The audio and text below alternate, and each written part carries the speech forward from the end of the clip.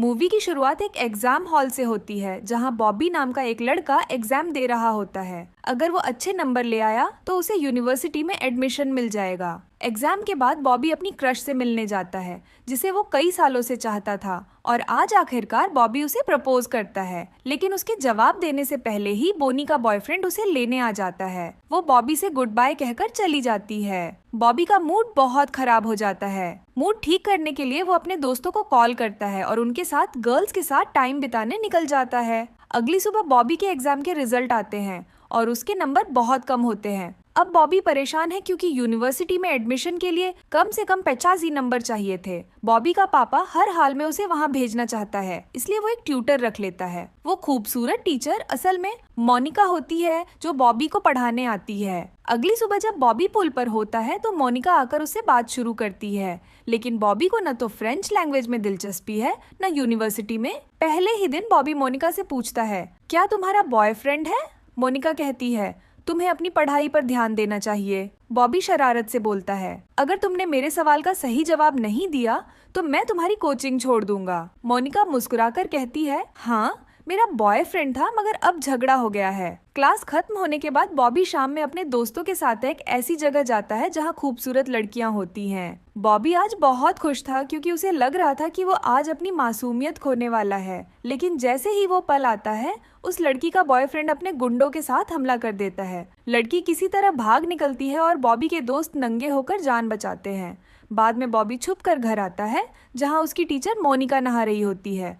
वो छुप कर उसे देखता है और उसके अंदर एक नया एहसास जागता है। वो धीरे से उसके पीछे हॉल में जाता है और उसे कपड़े बदलते देखता है। अगली सुबह जब मोनिका पढ़ाने आती है, बॉबी के दिमाग में रात वाला सीन घूमता रहता है। मोनिका पूरी ध्यान से उसे पढ़ा रही होती है मगर बॉबी का ध्यान कहीं और होता है। सपने में भी वो मोनिका के साथ प्यार के पलों का ख्याल करता है मगर अचानक मोनिका आ जाती है और उसका सपना टूट जाता है। अब बॉबी पूरी तरह मोनिका के प्यार में डूब चुका है। वो उसका पीछा करता है, हर वक्त उसके आसपास रहने की कोशिश करता है। एक दिन मोनिका उसे खाने पर ले जाती है। दोनों रेस्टोरेंट में बैठे होते हैं कि अचानक मोनिका का बॉयफ्रेंड आ जाता है। वो बात करने की कोशिश करता है मगर मोनिका उसे इग्नोर कर देती है और बॉबी के साथ वहां से चली जाती है।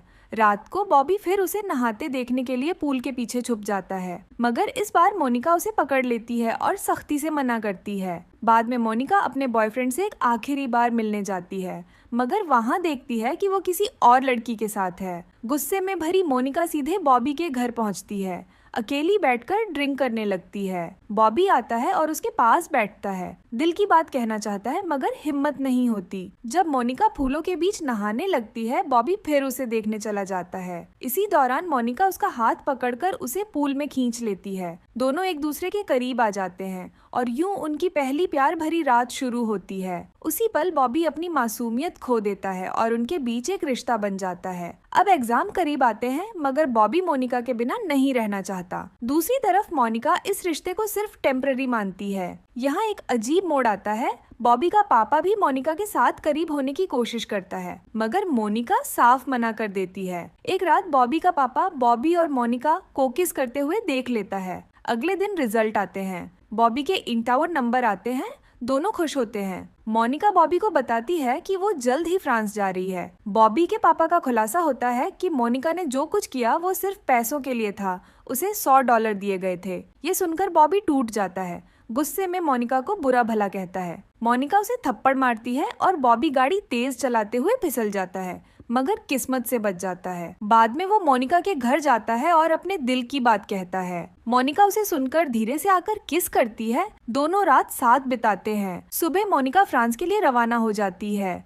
एयरपोर्ट पर दोनों एक दूसरे से माफी मांगते हैं और वादा करते हैं कि जब भी फिर मिलेंगे एक दूसरे को जरूर याद करेंगे। फिर दोनों अलविदा किस देते हैं और कहानी यहीं खत्म हो जाती है।